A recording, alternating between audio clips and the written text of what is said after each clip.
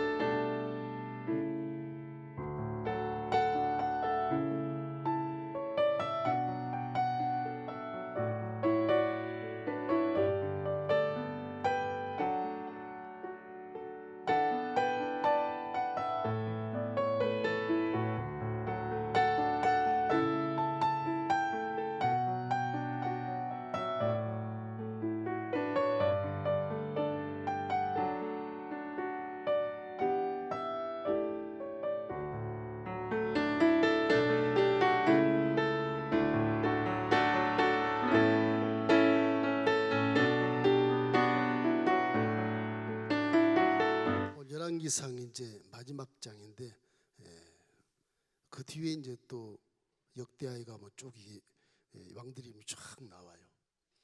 이스라엘에 대한 역사를 이렇게 공부해 보면 그 인간들의 그 하나님을 떠난 인간들의 삶을 이렇게 소상하게 알 수 있고, 왜 지구촌이 이렇게 전쟁에 휘말리고 왜 이렇게 적대시하고 우리나라 같은 남북이 가까운 민족끼리 동족끼리 이렇게 원수를 맺고 있는가에 대한 것들이 다 해답이 다 나와버려요. 개인적인 어떤 대인관계에도 어떤 결핍이라는 것이 모두가 다 이런 사람의 교만과 욕심 속에서 튀어나오는 것이거든요. 그래서 이 오늘 열왕기상 마지막 장은 이 선지자에게 경고와 영적인 전투, 그 다음에 성취되는 것, 그걸 통틀어 보면 하나님이 결국은 다 성취시켜서 하나님이 허락하셔서 결과를 만들어내요. 사실은 그 아무리 악한 아방이 있어도 결국 하나님이 결과를 다 만들어내고 끝을 내는 겁니다. 이스라엘 역사를 보면은 다윗 시대는 통일왕국이니까 너무너무 좋잖아요. 하나님을 기가 막히게 섬기신 그 다윗 왕, 이 왕 때문에 이스라엘이 복을 받는 것이거든.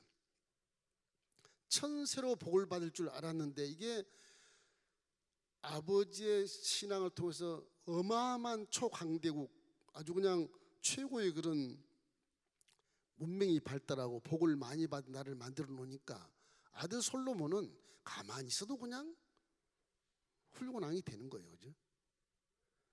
이 솔로몬이 또 아버지 신앙을 본받아서 지혜를 달라 그러는 바람에 하나님이 이 다윗은 내 마음에 합한 자인데 그 아들은 그 아버지 아들이구나, 욕심이 하나도 없구나, 그게 막 부귀영화를 퍼부어주는 것이거든요. 사람이 부귀영화가 너무 많이 오바가 되면 희한하게 사람에게 변질이 되기 쉬워요. 솔로몬 이제 시대에 그런 것들이 나타나서 이제 변질이 되니까 욕심이 생기지 않습니까? 그리고 이제 권위가 탁 생기는 거예요. 사람이 돈이 너무 많아도 문제고 너무 없어도 문제고 그래요. 항상 성경을 보면 이 하박국 선지자의 말처럼 나를 부하게도 마십시오, 가난하게도 마십시오. 혹시 가난하면 도둑질할까 두렵고, 부하면 내가 하나님을 떠날까 두렵고. 그 말이 아주 이치에 다 맞는 말이거든요. 너무 부자 되려고 그러지 마십시오. 부자가 되거든 그냥 툭 띄어서 기부해버려. 사회에다 기부해. 그걸 부자가 돼가지고 자식에게 넘기면 자식이 부자가 되면 그 자식이 또 솔로몬처럼 끝이 안 좋아요. 끝이. 솔로몬은 그런 부귀영화 속에서 이제 권위를 딱 세웁니다. 통일왕국의 왕이니까 그 위에는 없거든요. 하나님밖에. 그럼 세금을 걷어 제끼고 세금을 막 그냥 엄청 방패 같은 거 전부 금으로 만들어 막. 예? 궁중에 있는 모든 솔로몬의 휘하에 있는 신하들이 막 금 테두리를 많이 갖고 다녀. 은이 없어. 뭐 계단도 막 금이니까. 큰 노역을 많이 시켜. 자기를 더 익혀 우상 숭배하기 위해서. 김정일, 김일성처럼 우상 숭배해서 많은 노역과 세금을 포탈에 걷어서 국민들이 살기가 힘들어져요. 그러니까 솔로몬의 아들은 힘들어요. 왕되기가. 르호보암이 무슨 리더십이 없어서 남북이 분열된다, 안 그래요. 아버지가 워낙 그렇게 노역을 많이 시키고 강제로 세금을 막 걷어내고 이래서 백성들의 분노를 산 거예요. 르호보암이 왕이 됐어. 아들이 투표로 딱 갈라지는 거예요. 젊은 층, 노인층, 보수층, 이제 진보층, 그래가지고 갈라져서 논아지는 거예요. 그 역사가 엄청난 세월을 망가뜨린 겁니다. 사실은. 그 남쪽은 르호보암이 솔로몬 아들로서, 솔로몬 아들들이 막 수십 명, 수백 명이 됐을 것입니다. 공녀가 1000명이니까 뭐 엄청날 겁니다. 그 중에 어떻게 이방 모압 사람의 부인을 통해서 난 아이가 르호보암인데 르호보암에 대해서 투표한 적도 없고 그냥 성경에 그냥 정해서 딱 내려와. 르호보암이 아들처럼 뭐 일부 일처지로 있는 아들처럼 딱 나와요. 르호보암이. 보니까 엄마가 이방 사람이야. 그 사람이 이제 남유다의 왕이 되는 거예요. 그래서 이제 분란이 이렇게 생겨서 여로보암이 이 참 공중에서 뭐 노역하는 감독을 10장을 세워놨더니 이놈이 나중에 반역을 해가지고 왕이 되잖아요. 열지파를 다 끌어가요. 왜냐하면 국민들이 어려우면 다 그쪽으로 몰려요. 왜 세금을 많이 걷어? 나는 세금 안 건 쪽으로 가겠어. 다 열지파가 그렇게 가버리는 거예요. 노역 안 하는 쪽으로 가겠어. 죽겠어. 두 지파만 딱 남아. 베냐민 지파하고 유다 지파만 남아요. 그게 남유다예요. 물론 거기에 이제 네 지파가 있어요. 이 말씀이 함께 있는 것이 사는 거예요. 그래도 아무리 뭐래도 말씀이 함께 있어야 나라가 건지해지는 거예요. 남유다는 그래요. 북이스라엘은 여로보암이 이제 장군도 아닌 그가 대통령이 돼가지고서 이제 치리하면서 나는 솔로몬이 세웠던 하나님 안 믿는다. 우리 금송아지를 차라리 믿자. 하나님 믿으면 잘 된다고 그러더니 뭐 잘 되긴 뭘 잘 돼. 세금만 많이 포탈하고 노역만 시키고 우리 노예냐? 차라리 금송아지를 세우자. 그래가지고 저 북방에 단하고 사마리아 바로 유다와 경계서 있는 그 세겜에다가 금송아지 딱 세워가지고서 그 이상은 가지 마라. 다 자기 나라의 경계에 북과 남의 금송아지를 딱 세워서 치리를 해요. 그래서 북왕국은 왕이 한 19명쯤 됩니다. 왕이. 근데 북왕국은 왕이 한 19명 되는데 이 왕조라는 게 있어요. 왕조. 구테타를 해서 뒤집어 엎어서 왕족도 아닌데 그냥 나라를 빼앗아 가지고 왕이 된 사람들이 8명 내지는 9명 돼요. 그러니까 이 왕조를 생각할 때 북이스라엘은 한 왕조가 아니고 왕이 한번 여로보암이 됐다가 그 아들 나답이 됐다가 금방 또 구태에 나와서 다른 왕이 딱 서요. 이렇게 바사라는 왕이 탁 또 뒤집어 엎어하고 자기 왕이 되고 여로보암 족속들 다 죽여버린 거다. 그런 그 반란의 왕조가 9번, 적게는 8번, 7번 그 정도. 왜냐하면 구테타를 해가지고 1년 딱 왕하고 사라진 사람들이 있거든. 북부에는 살롬이라는 왕이 1개월 딱이에요. 1개월 해가지고 왕을 뒤엎어버리고 싹 죽여버리고 그 다음에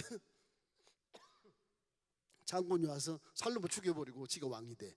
그 왕조라고 할 수가 없어요. 1개월짜리를. 그래서 이제 북이스라엘은 대통령이 많이 바뀌어도 그래서 왕조라고 할 수 없다. 그랬으니 신학자들이 한 7왕조쯤 되지 않겠냐. 짧은 왕도 2년도 못하고 죽고 1년도 못하고 죽은 왕도 있으니까. 그래서 왕조를 따지면 7왕조부터 한 9왕조의 사이에서 우리가 왔다 갔다 하는 겁니다. 북이스라엘은 그렇게 자꾸 후퇴다로 뒤바뀌어요. 나라가 좀 망조가 들어요. 망조가. 결국에는 북쪽에 있는 아수르에 멸망을 해. 지금 아람이, 여기는 아람이 나오는데 아람이 아수르입니다. 아람이 침공해서 멸망을 해요. 지난 시간에도 아합이 이제 베나닥과 싸우잖아요. 그 아람이 그게 강대국이 돼서 아수르가 되는 거예요. 아수르가. 나중에 바벨론에 또 지겠지만 역사가 그래요. 남왕조는 어떠냐? 남유다는 르호보암이 대통령인데 그 족속으로 쭉 왕족으로 쭉 가요. 다윗의 계획에서 쭉 내려가요. 한 번도 안 바뀌어요. 물론 남쪽도 몇 개월 왕한 사람도 있어요. 있어요. 그리고 쭉 한 20명 돼요. 20명 남쪽. 그러나 일왕조다. 그래서 말씀 있는 곳에는 그것이 안 바뀌는구나, 이걸 생각할 수가 있어. 그 사람이 어차피 하나님 떠나면 욕심과 교만이 있어서 이 지상 물질 세계에서는 멸망이 딱 좋은 것이거든요. 그러나 멸망하더라도 하나님의 말씀을 딱 붙잡고 살면 왕조가 바뀌지 않고 하나님이 인정하는 나라가 될 수 있다. 그런 거 우리에게 계시해주고, 그 나라가 과연 멸망하고 실패하더라도 다시 하나님이 바벨론 포로 잡아 다시 회복시켜 주시고 지금까지 역사를 계속 해주시면서 보호해 주시고 지켜주시고 깨닫게 해주신다. 그런 것이 이제 인생론의 결론과 똑같은 거예요 지금요. 자, 오늘은 뭐냐, 아방이 지난 시간에 21장에서 이 아람 왕 베나닷이 침공이 오잖아요. 여기는 40만, 저기는 80만. 이길 수가 없는 거잖아요. 하나님 이기게 했어요. 두 번이나 이기게 했어요. 그걸 아합이 직접 체험을 해요. 아합은 참 나쁜 놈입니다 진짜. 왜냐하면 갈멜산에서 하나님의 선자 엘리야가 450명을 기존의 칼로 다 죽이고 하나님의 불이 내린 걸 보았거든. 이 사람은 야훼를 체험한 사람이에요. 아합은 그걸 한두 번이에요. 전쟁 또 두 번 이기야 체험했죠.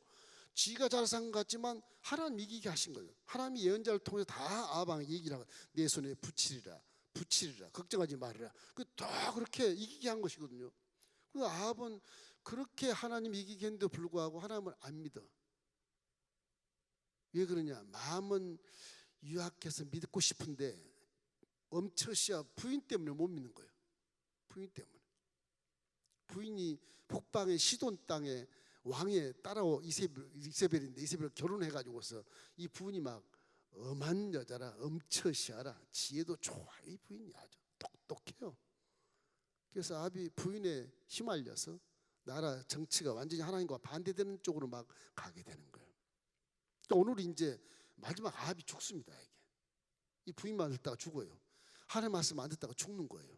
인생이 끝나요. 최고로 악한 왕이 이 사람이, 최고로 악한 왕. 이스라엘 역사에.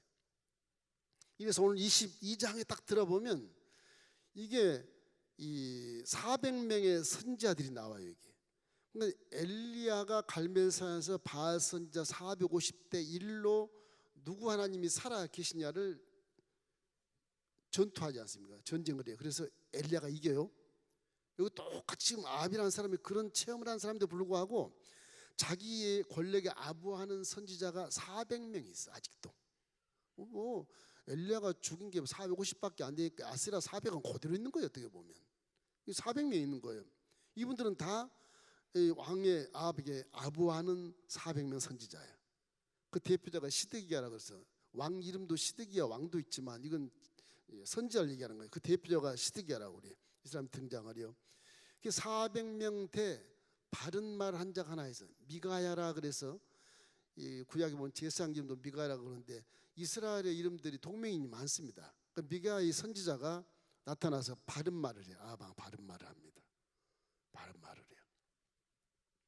이 당시에 이제 역사가 어떻게 됐냐 그러면요. 이스라엘 역사는 이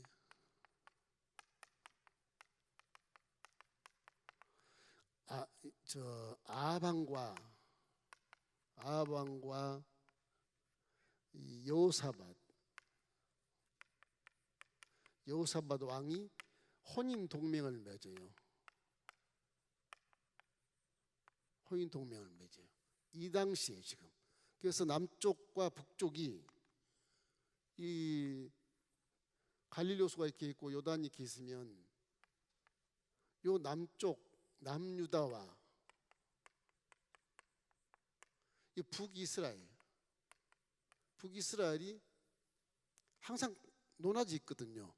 이때 지금 요 아방 때는 이것이 이렇게 조약을 맺어 화친 평화가 이루어져.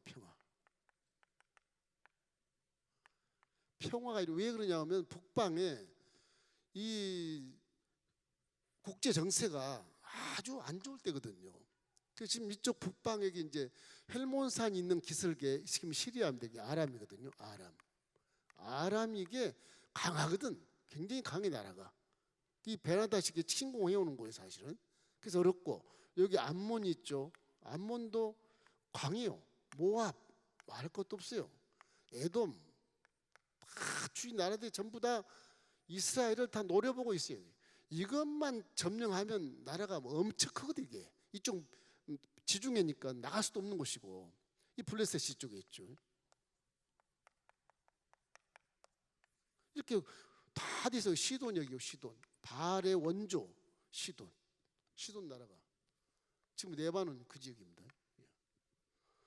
이러니까 뭐 이 이스라엘이나 남유다나 모두가 다 도가니든 지처럼 이렇게 쫙 둘러싸여서 지금 이 현재도 보면 이스라엘 변방에는 전부 다 이슬람입니다.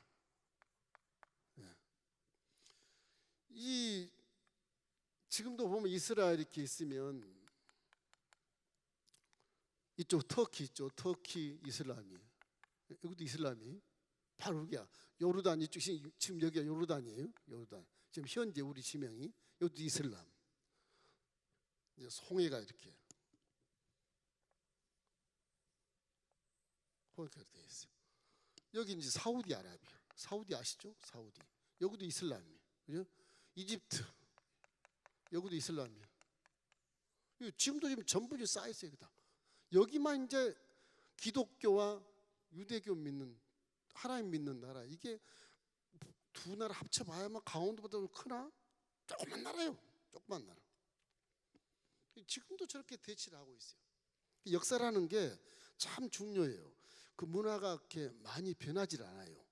이게 점령을 해도 그 성향이 그대로 있어. 보면 점령을 해도 우리나라 36년 일본 일제가 와서 점령했지만 그 성향이 그대로 남아. 지금도 원수처럼 생각하잖아요. 올피가 막 그냥 무조건 이겨야 돼. 지면 안 돼. 뭐 이런 그 강한 그 반항력 한 거가 있다니까요. 인생도 마찬가지. 개인적인 대인 관계도 그래요. 거기가 원수 집안하고 하는 거다. 그렇습니다. 그래서 이렇게 지금 아방과 여호사밧이 동맹한 이유는 주위 나라의 강대국에 의해서 함께 합쳐서 너와 우리는 선민이지 않아. 양해를 구해. 물론 너 금송아지 섬기고 니네들 야외를 섬기지만 그래도 한 민족이었지 않냐. 그러니까 하나가 되자. 왜? 나라를 살리기 위해서. 좋아. 그래가지고 이제 요 아방 북쪽에 아방에 딸이 있어. 누구겠어요? 이세벨의 딸 아달랴라고 하는 딸이 있어. 아달랴. 참 이 아달랴 참 유명합니다. 이 아달랴라는 딸하고 이쪽에 유다의 여호사밧의 아들 여호람하고 결혼을 해. 결혼해서 이제 혼인 동맹을 맺어. 그래 이제 사돈지간이니까 이제 친하게 되죠. 여호사밧과 아방 시대에 잠깐 북과 남이 이렇게 하나가 딱 돼 평화 조약이 맺어져요. 그래서 지금 22장의 딱 마지막에 와서 여호사밧 남쪽 왕과 북쪽 왕이 하나가 딱 합세해서 전투를 벌입니다. 누구하고? 요 아람 족속하고 전투를 벌여요. 그게 22장이에요. 이래 지금 아합이 이제 처음 나올 때 뭐냐? 이런 평화를 만들어 놓고 나서 여호사밧이 이제 아방을 찾으러 올라가요. 방문을 해요. 방문을 해. 정확한 때에 방문을 해요. 방문할 때 아합이 자기 밑에 있는 400인 선지자들에게 얘들아, 내가 저 아람 나라가 우리 것인데 그 베나닥 그놈이 땅도 안 주고 3년 동안 아무 수도 없이 반역했지 않느냐. 거기를 누가 빼앗아 되겠느냐? 가만히 있어야 되겠냐? 그러니까 이 거짓 선지자들이 400명에서 아부하는 사람들이니까, 왕이시여, 왕은 전투력이 강하시고 전술이 강하시고 능한 자니까 쳐부셔서 빼앗아야 됩니다. 그렇게 얘기해요. 여호사밧 앞에서. 여호사밧은 굉장히 하나님을 잘 섬기는 분이에요. 남유다 왕 중에서도 물론 아사 왕이 훌륭해서 오랜 세월 왕을 했지만은 여호사밧이 왕이 되고 나서도 아사 왕의 그런 영향력이 있어서 야훼를 잘 섬겨요. 여호사밧이 아주 훌륭한 사람이에요. 선한 왕이에요. 기도도 많이 해요. 그 여호사밧이 나중에 막 군대가 막 연합군이 왔을 때 성가대를 조직해서 막 쳐부순 왕이잖아요. 그만큼 믿음이 좋아요. 그분이요. 전쟁터에서 놀이에서 그냥 사거리 다 자멸하게 만들어버린 무시무시한 그런 믿음을 갖고 있어요. 그분이요. 가만히 보니까 저 선지자들이 아부하는 것 같거든요. 거의 사돈. 하나님을 반드시 믿는 그런 선지자가 있을 것이요. 한번 물어봅시다. 그러니까 아방이 그래. 그 자식 미가라는 선지자가 하나 있는데 아주 기분 나빠요. 그래. 왜요? 그러면 내 앞에 예언만 하면 꼭 나를 해야 하는 영혼이 하고 저주받으려만 하니까 꼴도 보기 싫다고. 그 쫓아버렸다고. 어디 있어? 어디 살겠지. 그분을 한번 데려다가 다시 한번 예언을 받아봅시다. 그래요. 아방이 좋지 않지만 남쪽에서 사돈이 올라가지고 이렇게 요구를 하니까 같이 전쟁을 해야 되니까 그 사돈 말 들어줘야 되니까, 야 네시야 가서 저 미가야 찾아 데려와라. 어떻게 하더니 또 금방 찾아서, 국정원 있는지 모르겠어, 금방 찾아와서 왕 앞에 딱 서 있는 거예요. 그런데 그 네시가 가서 미가의 선지자에게 조언을 해요. 당신 가서 저 베나닷 왕 아람 왕을 침공합시다. 올라가면 하나님 이기게 합니다. 그렇게 해야 네가 살지. 또 가서 바른 말 한답시고 저기 올라가면 당신 죽습니다. 그러면 당신 거기서 뭐가 떨어지요. 그러니까 400명과 똑같이 그렇게 예언을 하시오. 그래야 삽니다. 제발 그렇게 하십시오. 그렇게 애원을 해. 네시도 알지. 아방이 나쁜 왕이도 알고 선지자들이 다 아바 놈들이죠. 알고. 그렇지만 진짜 선지자를 살리기 위한 그런 방도로 조언을 해요. 미가의 선지자가 웃으면서 그래 알았다. 가서 두 왕 앞에서 나가서 너는 요 베나닷이 지금 3년 동안 우리한테 땅을 준다는 거 내가 다 뺏을 수 있는데 안 주고 이렇게 뒤돌아서 조공도 안 바치고 그러니까 저 땅을 우리가 찾아야 되겠느냐 말아야 되겠느냐. 그 미가 선지자가 400명과 똑같은 말 하는 거예요. 왕이시여 치십시오. 하나님이 당신 손에 붙였습니다. 그렇게 얘기했는데 아방이 저놈이 아무리 봐도 거짓말한 것 같거든. 이게 언제나 나를 해야 하는 애만 했는데 오늘은 내 아부하는 선지자가 똑같은 말을 하니까 기분이 나쁜 거야. 아합이 너 지금 거짓말하는 거지. 그러니까 이제 미가야가 옳습니다. 거짓말이요. 난리가 났어. 이제 죽게 생겼어요.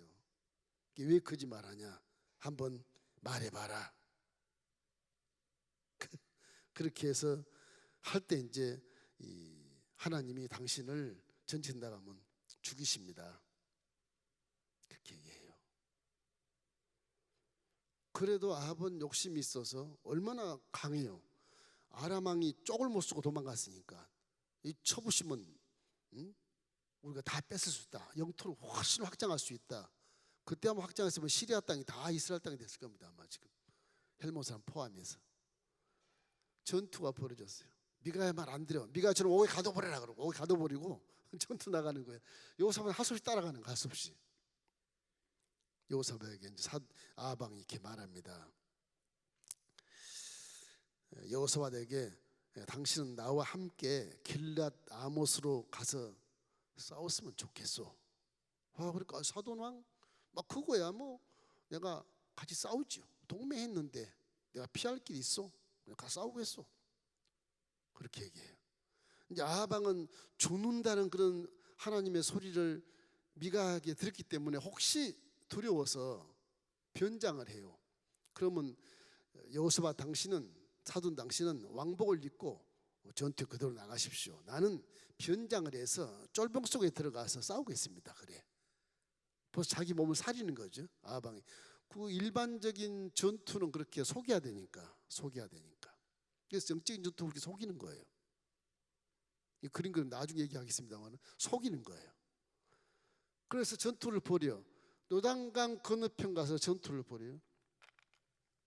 요단강 건너편 이 정도, 지금 길라 라모시 이 정도 됩니다. 길라 라모시. 예. 여기서 이 아람을 치는 거예요. 전투가 여기서 벌어져요. 북이스라엘 올라왔다가 아합과 함께 요단강을 건너서 전투에 들어가거든. 이제 아합과 여호사밧 왕이 함께 전투를 해요. 그때 왕은 다 전투력이 있어요. 무사교육을 다 받고 해요. 왕이 가야 백성들이 또 가요. 여기서 이제 베나닷은, 아람 왕은 명령을 내려요. 32명의 장군들에게 명령을 해요. 32명. 전투 시작하는데 이스라엘 왕만 잡아라. 다른 쫄병 잡지 마라. 왕만 잡아서 사로잡아든 죽이든지 그렇게 해야 된다. 그 명령을 받고 깃발 흔들면 막 전투에 나가는데 왕복을 입은 사람이 딱 보이는 거예요. 여호사밧인데 그 북이스라엘 왕이 안 보이는 거죠. 그게 북이스라엘 왕인 줄 알고 칼로 휘두르라 하는데 막 여호사밧이 전쟁 중에 나는 남쪽 여호사밧 왕이니라. 그렇게 하게 이 32명이 잡으러 왔다가 고개를 갸웃가고 아니야. 얼굴 보니까 아니거든요. 그 어찌할 바를 모르는 거예요. 그 전투에 아람 병사가 하나 화살을 탁 당겼는데 군중 속에 있는 아합 가슴에 딱 맞은 거예요. 아합 가슴에 맞은 거예요. 이 쫄병으로 죽는 거예요. 아합 쫄병으로. 그 참 우스꽝스럽지 않아. 차라리 왕복 입고 죽지. 쫄병으로 죽는 거예요. 그 병거에 피가 막 흐르고, 그래서 사마리아에 병거를 데리고 와서 시체를 싣고 와가지고서 병거를 씻는데 개들이 핥았더라.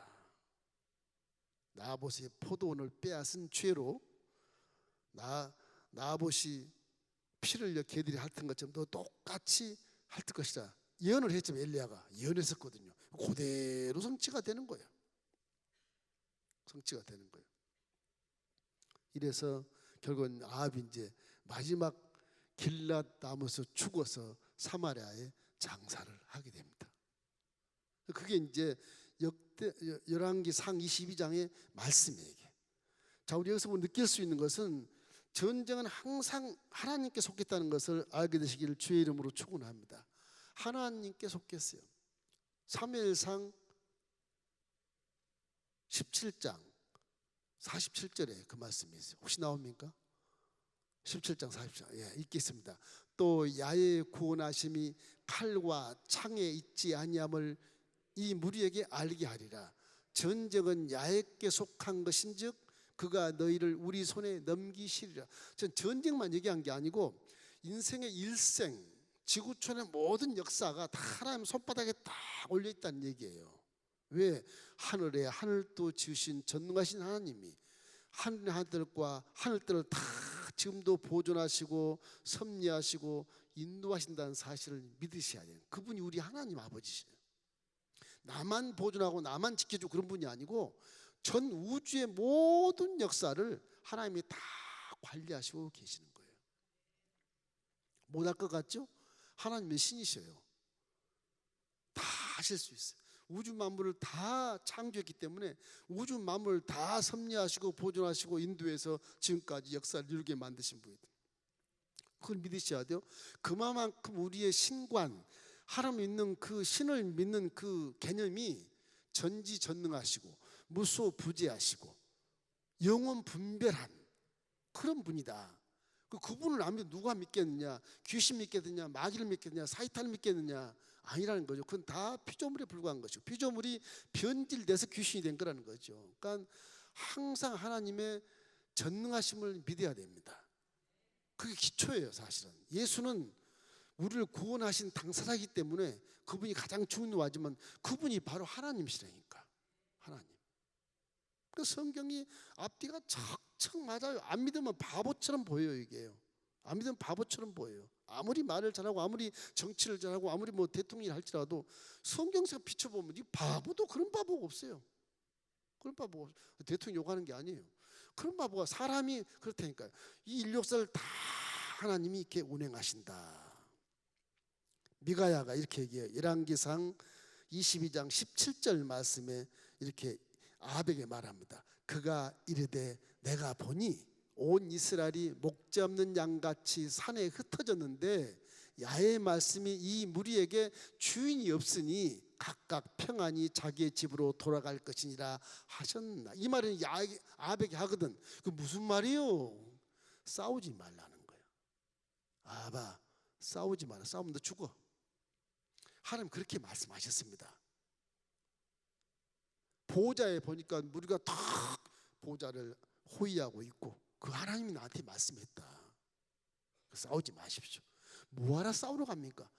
이놈아, 지난번에 21장에서 내가 다 승리해서 베나시 나한테 무릎을 꿇고 내 아합의 아버지 오므리 왕이 있을 때 우리 아버지가 여기 침구한 땅도 다 다시 돌려줄 것이고 우리 다메섹에다가 여기다가 아합의 길을 만드십시오. 그러고 그럴 때 아합이 그래 백성들 앞에서 그래 내가 네 위에 왕이니라 자기를 막 높였거든. 살려서 보내잖아요. 죽여야 되는데 살려서 보내니까 미가가 또 한마디 했지 않습니까? 왕이시여 왜 살려보냅니까? 하나님 죽이라 그랬는데 말 안 듣거든. 그 맨날 미가의 선지자가 아합 왕에 대해서 막 나쁜 얘기만 한다고 자기는 생각하니까 여호사밧 왕 앞에서도 미가야 그놈이 나한테는 맨날 나쁜 얘기만 예언한다고 그렇게 말하게 된 거죠. 마지막 미가야가 이렇게 옥에 들어가기 전에 당신은 싸우러 가면 죽습니다. 했는데도 불구하고 싸우러 죽어버리는 거예요. 하나님 말씀은 그대로 된다니까요. 그대로 돼요. 죽은다 그러면 그래서 죽어버리는 거예요. 그래서 이렇게 미가야가 아합 왕에게 천상회의를 하나님과 대면에서 말씀하면서 다 했는데도 불구하고 그가 말을 듣지 않아서 결국엔 죽었다.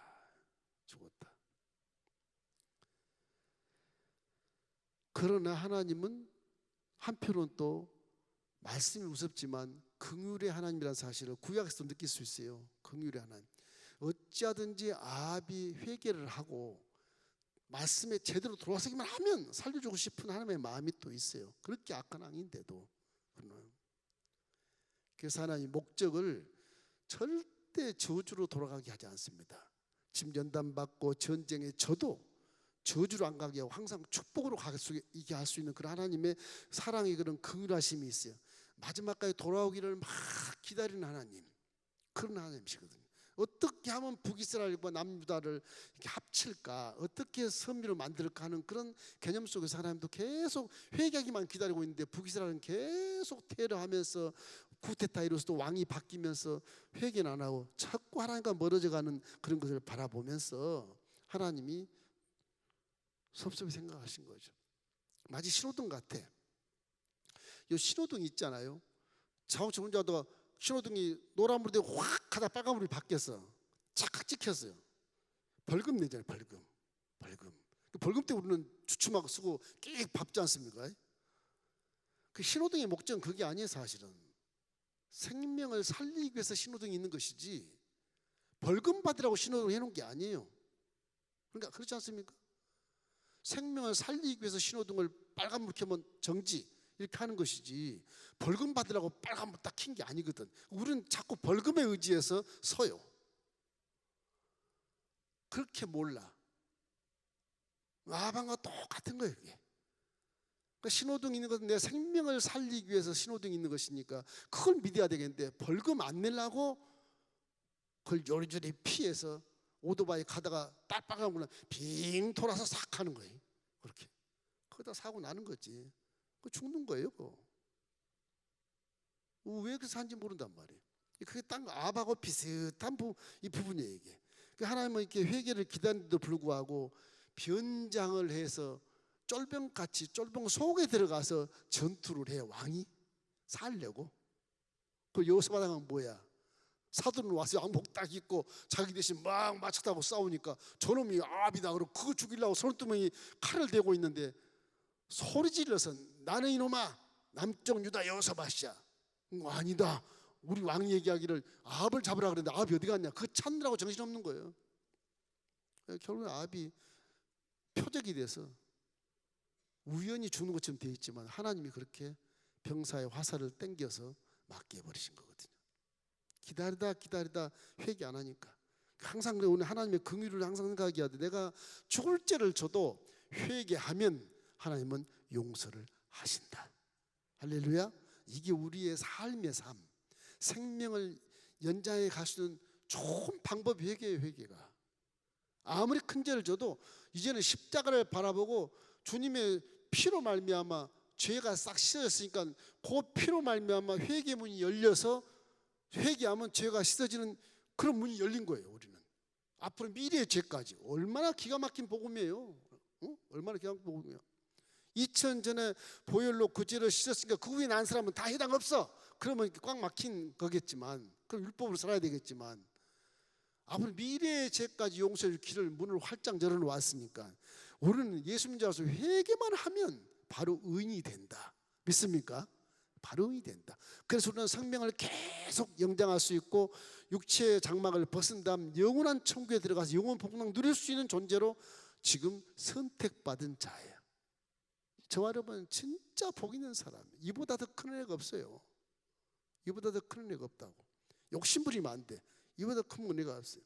이래서 정말 이 아합왕의 죽는 걸 보면 어리석게 짝이 없고 참 정말 짝이 없어요. 그래서 이 아합왕이 죽는 것도 이제 엘리야의 예언이 성취가 되는 겁니다.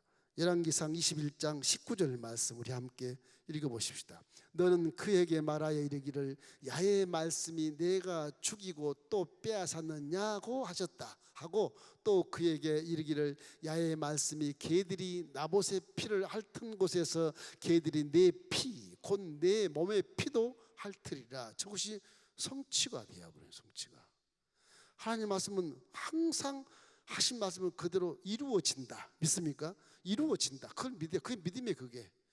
그 전에 하나님은 내가 잘못했을 때 그 말은 그냥 아니겠지. 결국은 이루어져요. 그게. 그러니까 빨리 회개해버린 게 좋아. 회개. 인정해버리고 회개한 게 훨씬 낫지.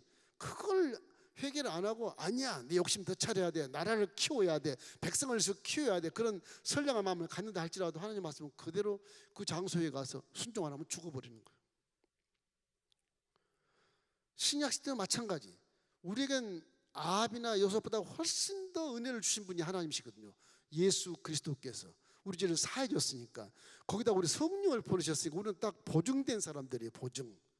적군이 와서 봤을 때 이 사람은 하나님의 딸이요 하나님의 아들이니라. 건들지 마. 그렇게 되어 있는 거죠. 저와 여러분 그렇게 되어 있어요. 그래서 악하게 안 살아도 잘 살 수 있어요. 경쟁 안 해도 잘 살 수 있다고. 남을 도와줘도 손해본 것 같아도 잘 살 수 있게 돼 있어요. 왜 못 사느냐? 복받은 사람의 모습이 안 돼서 그러는 거예요. 그래서 고난을 자꾸 주는 거예요. 연단의 스승을 만나게 하고 시험의 스승을 만나게 하고 환난의 스승을 만나게 해서 내 몸이 한번 충격을 받아가지고 깨닫게 하는 거예요.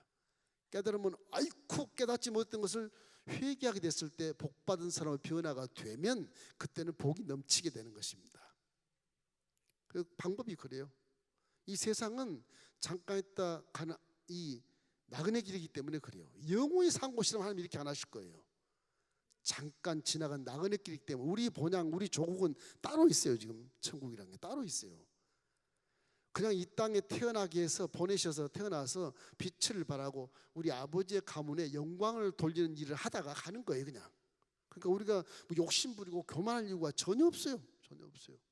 그것이 인간학에서 물질 세계에서 고난 중에 인간학이라고 하는 철학이나 이런 것에서 그대로 적용이 돼요. 그대로 적용이 돼요. 왜? 지금 고난의 파도가 막 넘실거리는 것이니까 그대로 적용이 돼요. 그대로. 그래서 물질 세계 이 세상에서 고난만 이 세상에서 하나님을 안 믿으면 바보다. 바보예요. 그 사람이 뭔지를 몰라요. 뭔지 몰라요. 정부에서 우리에게 나라 민족 삼아 기도해 주십시오. 그렇게 돼야 된다니까. 그렇게 돼야 돼요. 그래야 온전한 판단이에요. 온전한 판단. 예수는 긍휼의 하나님이 우리를 돌보고 계시다는 걸 항상 믿게 되시기를 주의 이름으로 축원합니다. 자, 이제 결론에 보면 여호사밧이 전쟁에 살아가지고서 주력낭을 쳐서 이제 도망갔어요. 남쪽으로. 괜히 북쪽 갔다가 잡혀가지고서 전쟁하고 이제 귀국했어요. 그래도 여호사밧은 하나님을 믿고 정치를 잘해가요. 잘해가요. 기적도 체험하고 해갑니다. 근데 북이스라엘은 여전히 아주 씁쓸한 역사 속에 들어가요. 여전히 계속 국민들이 구테타 일까 봐 걱정스러운 왕이 되고 그렇게 되는 거예요. 그 결국은 이 아합 아들 아하시아가 왕에 올랐는데 뭐 2년인가 했나? 그리고 또 내려와요. 그 다음에 이제 그 남쪽 유다 왕 여호람 자녀자 여호사밧 아들 여호람인데 여호람은 똑같은 이름을 가진 북왕국에도 여호람 왕이 이제 득세를 해요. 그것도 아합 왕이에요. 아합 왕 아들이에요. 아합 왕조가 오므리 왕조인데 한 4대까지 갑니다. 악한 그 왕조가 오므리 왕조가 한 4대까지 가요. 꽤 길게 갑니다. 그 또 이제 구테타로 또 뒤집어져요. 또 뒤집어져 가지고서 결국은 예후한테 당하죠. 예후라는 그 왕이 또 확 구테 당해. 그 다음에 예후는 또 이제 이세벨 종자들한테 또 당하고 그래요. 그래서 북왕국은 막 계속 뒤집어지는 것입니다. 자, 우리가 여기서 결론이 뭐냐? 제가 하고 싶은 말씀은 영적인 전투에 대한 걸 말씀하려고 그래요. 영적인 전투였습니다. 십자가를 통해서 무엇이 이루어졌느냐? 하나님 말씀 육대에서 예수라는 명찰로 내려오셔서 그 예수라는 분이 우리 인류의 모든 죄를 끌어안고 죄 덩어리로서 마귀와 전투하는 거예요. 전투를 하는 거예요. 그래서 예수님이 의인으로서 마귀에서 전투에서 승리를 해요. 전쟁을 해요. 그러니까 인류 역사에 악령과 성령과의 부딪힌 전쟁은 이미 다 성령이 이기신 거예요. 다 이겨버리신 거예요. 예수님이 전쟁을 다 이겨버리신 거예요. 그 지금 왜 귀신이 저렇게 난리를 치고 마귀가 역사하냐, 사단이 역사하냐, 그런 것들은 게릴라 전투. 항상 얘기하지만 그런 종자들은 영적인 것이고 우리보다 더 유능한 종자들이지만은 육체 없이 막 날아다니까 종자들이지만은 그러나 그 종자들은 다 위협을 주고 공포심을 주고 두려움을 줄 뿐이지 화살이 없어요. 활은 갖고 있어요. 쏜다 그러면 못 쏴요. 다 예수님께 져가지고 전부 다 폐기 처분된 거예요. 다 무장해지는 존재들이에요. 그래서 그 마귀의 영역에 살지만 이 영역의 마귀도 우리를 마음껏 종로로 부리는 권세가 우리한테는 없어요. 믿는 자들한테는. 안 믿는 자한테는 막 무섭게 해서 종자를 만들고 죄 종로하게 만들지만 우리 믿는 자들은 절대 그럴 수 없어요. 내가 속아서 그럴 수 있겠지만 절대 속지만 않으면 우리는 의인으로서 물질 세계에서 어둠의 세계도 빛을 발하며 살 수 있는 그런 믿음을 갖고 있다. 믿습니까? 그런 믿음을 갖고 있는 거예요. 우리 영적인 전투는 어둠과 빛에 대한 전투라고요. 빛이 오면 어둠이 싹 사라져야죠. 불 꺼보십시오. 어둠이 딱 왔다가 불 켜면 순간적으로 사라져버리잖아 다. 우리의 복음 속에는 마귀와 사탄과 어떤 귀신들은 다 그런 종자들이에요. 이제는 힘을 잃어요. 우리한테는. 불신자한테는 권세를 가지고 휘둘지 몰라도 우리한테는 힘을 잃어버려요. 근데 그 속아버리면 또 불신자처럼 귀신한테 속아가지고서 막 구덩이도 빠지고 막 뜨거운 물도 마셔버리고 뭐 차도랑 그런 도로도 막 그냥 달려가서 끽 쓰게 만들고 그것도 귀신이 만든 것이에요. 귀신이. 그 속아서 그러는 거예요. 믿는 자는 절대 그렇게 속으면 안 돼요. 속을 이유가 전혀 없어요. 십자가에 다 해결했기 때문에 그런 것입니다. 에베소서 6장 12절 13절 우리 한번 읽어보십시다. 우리의 씨름은 혈과 육을 상대하는 것이 아니요 통치자들과 권세자들과 이 어둠의 세상 주관자들과 하늘에 있는 악한 영들을 상대함이라. 그러므로 우리의 전신갑주를 취하라. 이는 악한 날에 너희가 능히 대적하고 모든 일을 행한 후에 서기 위함이라. 그래서 구원의 투구를 쓰고 방패를 딱 잡고 말씀의 검을 싹 잡고 허리에 진let대를 쫙 끼고 복음의 신발을 신고 쪼복쪼복 장군처럼 군인처럼 완전 무장하고 세상을 사는 거예요. 그걸 믿음이라고 그래. 믿음의 모습이 그런 거예요. 강하고 담대한 모습. 무기가 제대로 효과를 발휘할 수 있는 그런 모습입니다. 마귀는 칼이 없어요. 칼집만 갖고 다녀. 칼집만. 그런 거예요. 상대가 안 되게 돼 있어요. 그러나 믿음은 세상에서 어둠에서 강하고 담대한 장군의 모습이 돼야 한다. 그런 얘기예요. 이 전투라는 건 영적인 전투 어떤 것이냐? 첫째는요, 기도의 전투입니다. 기도. 우리는 전투의 전투, 전쟁이 아니고 이 전투입니다. 기도의 전투. 영의 세계는 기도로 물리치는 거예요. 우리의 힘으로 뭐 칼을 써서 물리치 그러지 않아요. 여기 제가 그림을 그린다. 이 마귀는요, 이렇게 변장을 하고 와요. 가면을 쓰고 너 가면을 웃으면서 쓰고 오다가 그냥 급습해서 칼로 치는 거예요. 그런 형태로 와요. 내 약점을 딱 덜쳐내고 소문을 내고 참소를 하고 이렇게 해서 무너뜨리는 거예요. 하나님과 관계를 떨어지게 하고 그런 것입니다. 이렇게 기도를 많이 해야 돼. 기도로서 영적인 세계는 우리가 전투하는 것입니다.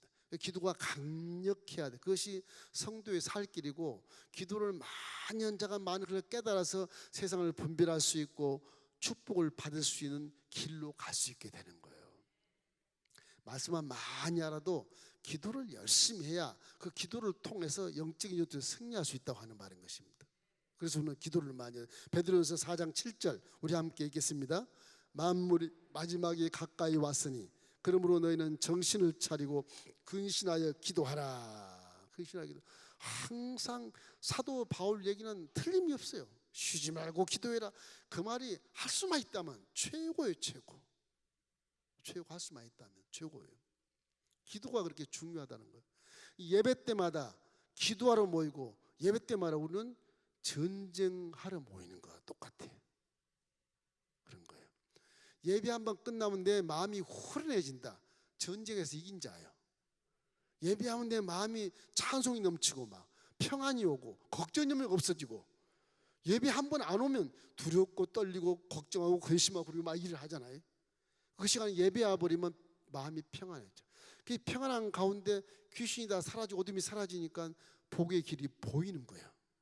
분별력이 보이고 그렇잖아요. 예배드려 회개하면 그게 잘못했네, 회개해야 되겠구나. 벌써 복의를 딱 회전하는 거예요. 딱 바뀌는 거예요. 길 자체가. 예배 안 드리면 그것을 느낄 수 없어요. 예배가 전투다. 그럼 어떻게 해야 돼? 정말로 한 말씀 한 말씀 안 빼고 드리려고 애를 써야 되고, 기도하면 정말로 전투니까 그냥 기도를 열심히 해서 저 마귀를 쫓아내야 되잖아요.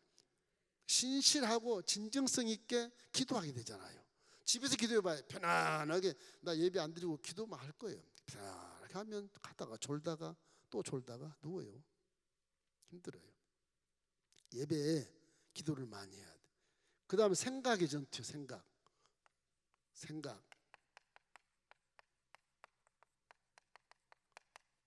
생각도 전투입니다. 전쟁이 아니에요. 생각이 항상 하나님의 성품의 생각으로 바뀌어져야 돼요. 언제나 밝고. 왜? 십자가의 복음이 나한테 왔으니까. 이미 승리했으니까. 밝고 맑고 환하고 착하고 사랑의 마음, 축복의 마음, 절대 긍정의 마음, 감사의 마음, 이런 마음이 속의 생각에서 항상 차고 넘쳐야 됩니다. 그 생각 속에 근심하고 걱정하고 염려하면 이것이 이제 어둠이 쫙 들어와. 그것이 틈바구니로 연기가 새어나듯이 어둠이 쑥 들어와서 내 앞을 쫙 가려버려요. 에이, 하나님 믿어도 별일 없네. 그래 돼버려요. 믿음이 순간 사라져버려요. 그게 항상 생각에 요새를 지어서 지키는 것처럼 생각을 이렇게 지켜야 돼. 무릇 지킬 만한 것보다 더욱 내 마음을 지켜라. 뭐가 있어? 생명의 근원이 이에서 남이라. 잠언서 4장 23절 말씀, 그 말씀이 우리의 복음 있는 우리 마음속에 딱 새겨져 있어야 돼요. 생각이 요새처럼 이렇게 지어져야 돼. 그리고 요새를 여러분 건설해야 되는 것입니다. 그 속에 성령이 계시기 때문에 그래요. 그러면 마음만 잘 지키면 성령이 기지개를 펴시고 여러분 육체를 활용해서 분별하게 하시고 듣게 하시고 깨닫게 해주시는 것입니다. 그게 우리 전투예요. 다른 게 전투가 아니에요. 지금 이 아합이 가서 스스로 변장해서 가서 여기서 죽지 말고 정말 회개했으면 하나님 살려줬을 거란 말이에요. 벌써 죽을 걸 뻔히 알아요. 아합이 변장할 걸 뻔히 하나님이 아시는 거예요. 이놈이 말도 안 들을 거야. 그럼 반드시 죽는다. 그렇게 얘기하러 가서. 하나님 벌써 미래를 알고 얘기하신 것이니까. 우리 항상 세상에서 이렇게 기도와 생각의 전투가 굉장히 중요하다. 굉장히 중요하다. 말의 전투가 있어요. 말. 전부 전투라고 여러분 생각하시면 좋겠어요. 그냥 그러지 말고 말조심 그러지 말고 말로 전투를 한다. 그랬으면 좋겠어요. 말로. 항상 상대는 이렇게 변장하고 오거든요. 지금 이게 의로운 세마포를 입어서 딱 벗기고 나와요. 지금 반만 입고 그냥 벗어버렸어. 그렇게 좀 이해가 되는지 모르겠습니다만 의로운 한 옷을 입다 싹 그냥 벗어버렸어. 벗고 딱 본인이 드러나는 칼을 쫙 휘두르는 거야. 숨겼던 칼을 딱 가지고 나가는 거야. 응? 그런 식의 두려움을 주는 것이 귀신이다, 마귀다. 그런 거 설명할 이걸 제가 한번 그려봤는데, 인간의 말은 우리 삶과 굉장히 밀접한 관계이기 때문에 인류의 역사를 연구해 보면 전부 말로써 문명이 발전돼요. 말로써. 왜 말이 소통하니까 문화를 이루는 거예요. 소통 안 하면 바벨탑처럼 전부 다 싸우다 끝나. 말을 잘해야 되는 거예요. 이게 말을. 이 말이라고 하는 것이 무서운 것입니다. 이게 사람의 혀에 생사가 닳다 그러잖아요. 죽고 사는 것이. 잠언서 6장 2절 말씀이 그 말이에요. 함께 읽겠습니다. 내 입의 말로 내가 얽혔으며 내 입의 말로 인하여 잡히게 되었느니라. 말 한번 잘못하면 저렇게 되는 거예요. 말이. 그래서 말이라고 하는 것은 우리의 믿음 안에서 생각이 내 마음속에서 지키면 생명의 근원이 나오는 그 말은 항상 곱고 항상 밝고 항상 정직하고 항상 사랑이 넘치고 항상 축복의 개념이 있고 절대 긍정의 개념이 있고 남을 칭찬해주고 감사하고 환영해주고 먼저 인사하게 되고 이런 것들이 다 말로서 나오게 돼 있어요. 믿는 자들은. 불신자들은 가만히 있어. 말 뱉으면 남을 비판하고 판단하고 정지하고 악하게 하고 참수하는 것이 말이 막 수두룩 나와요. 막 계속 터져 나와요. 그 받지 마세요. 그런 말은. 내 입에서 나오지도 말게 하고 그 말을 섞으면 안 돼. 섞으면 또 문제가 되는 거예요. 말 섞으면. 이 말이 그렇게 중요한 것입니다. 잠언서 18장 21절 말씀도 보세요. 죽고 사는 것이 혀의 힘에 달렸나니 혀를 쓰기 좋아하는 자는 혀의 열매를 먹으리라. 그 말을 많이 하는 자 조심해야 돼. 잘한다고 그러죠. 말을 잘하는데 나중에 그꽤 자기께 넘어가더라고. 말을 너무 많이 하면 별로 유익이 없어요. 말은 좀 할 말만 딱 하면 재미는 없지만 저 사람은 재미가 없어.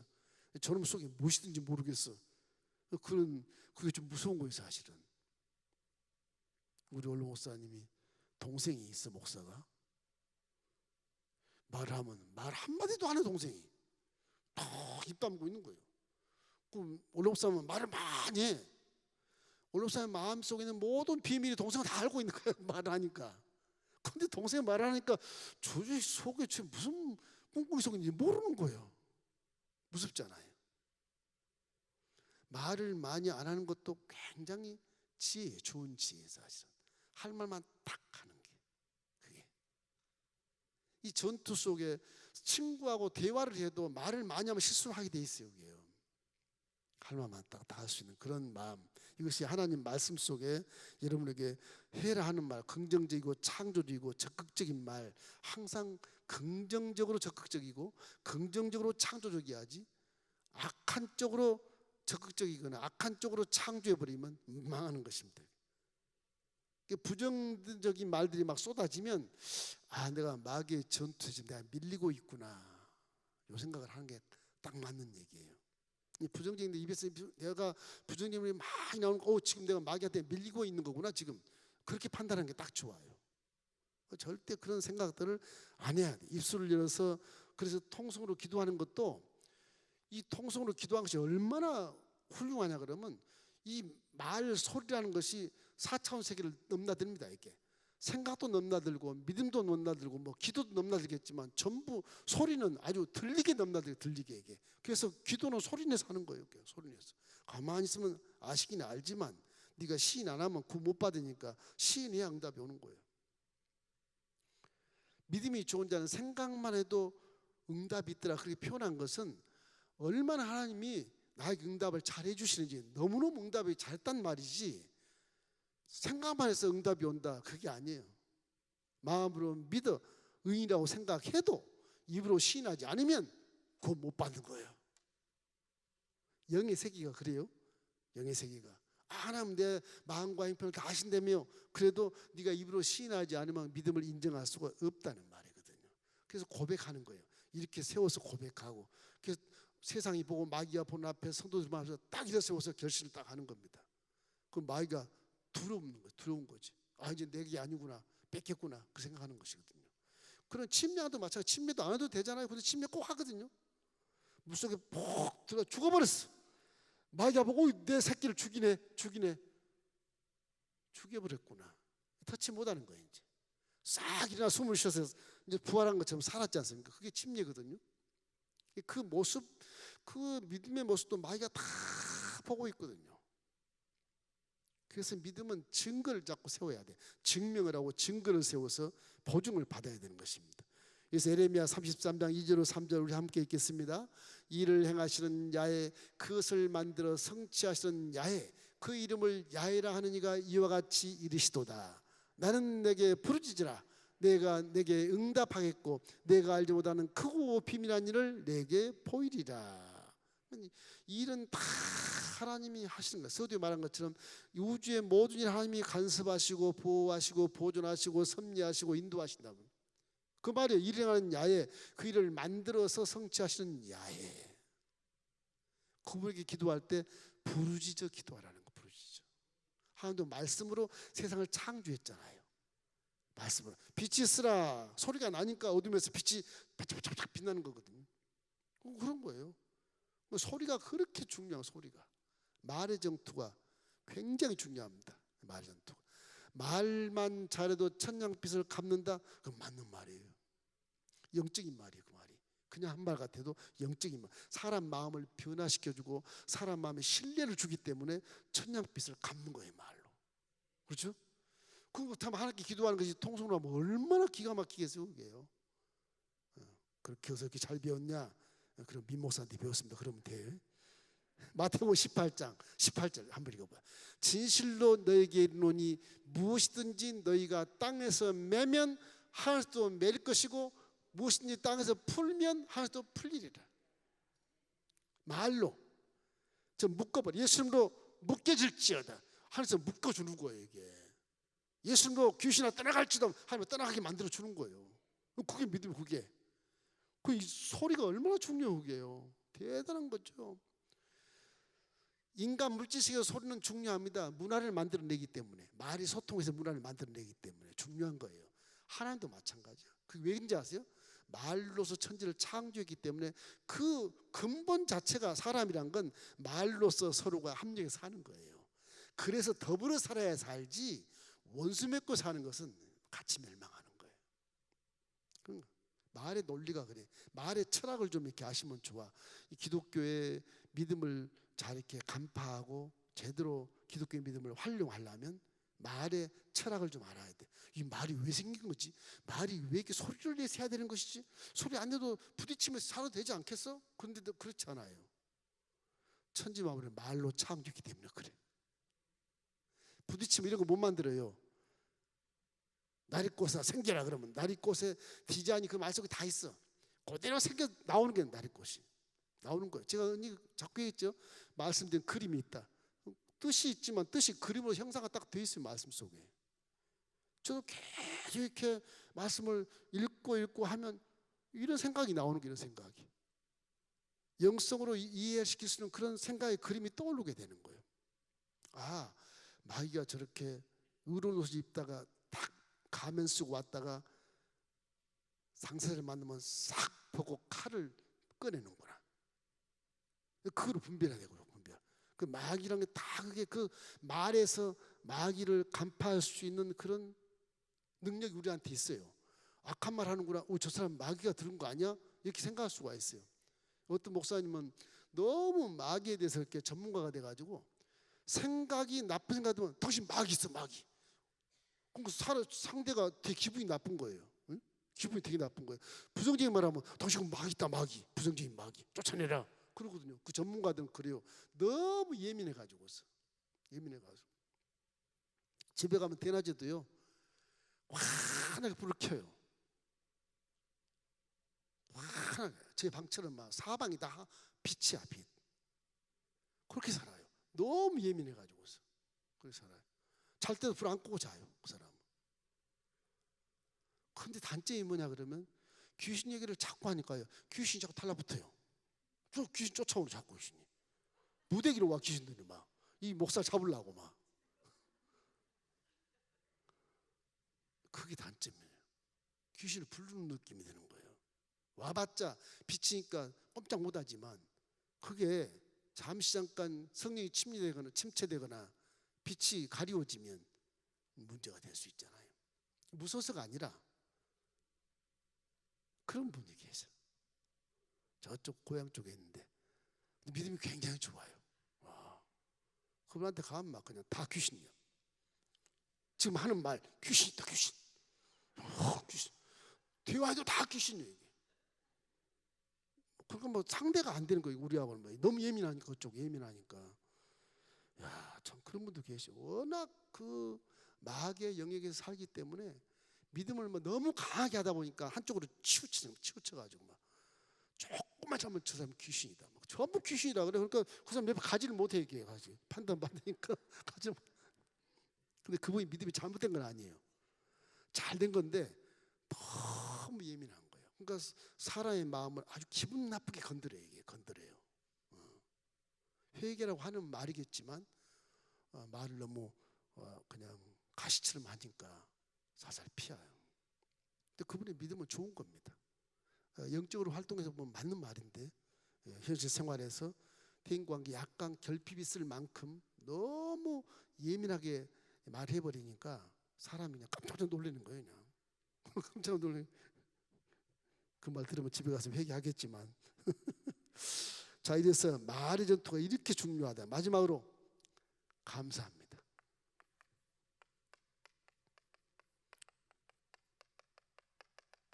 전부 여러분 전투 생각하세요. 기도도 전투고 생각도 전투고 말도 전투고 감사도 전투고. 지면 땅 뺏기고 다 뺏기는 거예요. 목숨 뺏기는 거예요. 그렇게 심각하게 생각해야 돼.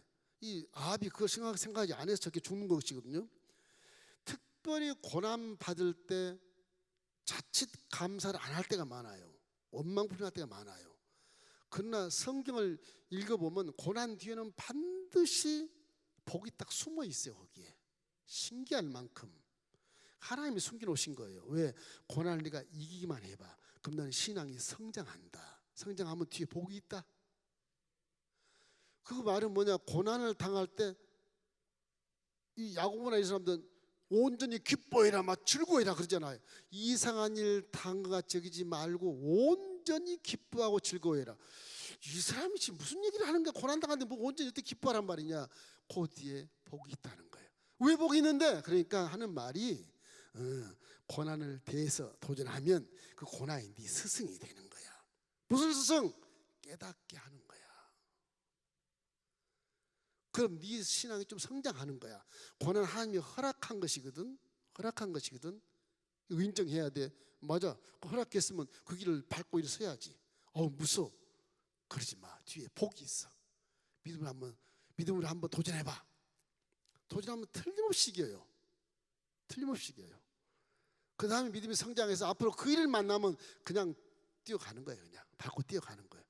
믿음이 성장하면 뒤에 복을 안을 수 있는 믿음의 단계로 성장할 수 있는 그것을 고난이라고 그래요. 고난은 그래서 스승입니다. 사실 스승. 인간의 스승입니다. 이게 축복을 생각하고 우리가 항상 좋은 것을 구하는 우리에게는 이 고난이 오히려 이 야고보 선지자가 말한 것처럼 베드로가 말한 것처럼 이상히 여기지 말고 기쁘게 여기라. 그 말이 맞아요. 이게 맞는 말인 것입니다.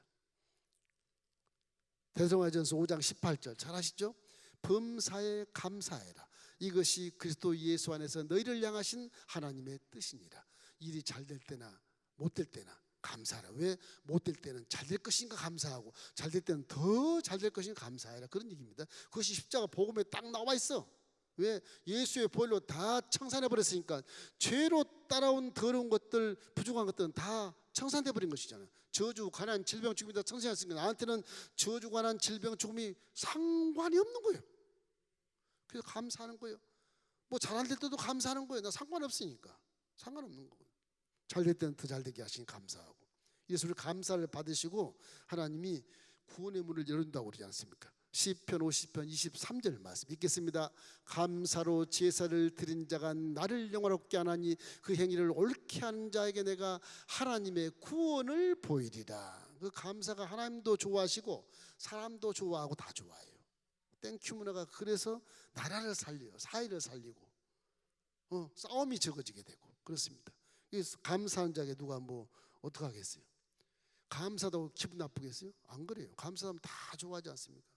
우리 매일매일 우리가 마귀하고 전투하며 살아가는 환경에 살기 때문에 결국 우리는 항상 이 네 가지의 전투를 항상 생각하고 이 전투에 치면 난 죽는다 그 생각을 하셔야 돼. 그래서 이 전투에 치면 죽는다니까 기도 안 하면 죽겠네. 생각 안 하면 좋은 생각 안 하면 죽겠구나. 악한 생각 안 해야지. 악한 말 하면 죽겠구나. 선한 말만 해야지. 불평하면 죽겠구나. 감사한 말만 해야지. 그 네 가지를 마음에 딱 새기시기를 주의 이름으로 축원합니다. 그러면 앞같이 이 북이스라엘 가장 악한 왕으로 이렇게 기록되지 않고 선한 왕으로 기록되는 인생이 될 수 있게 되는 것입니다.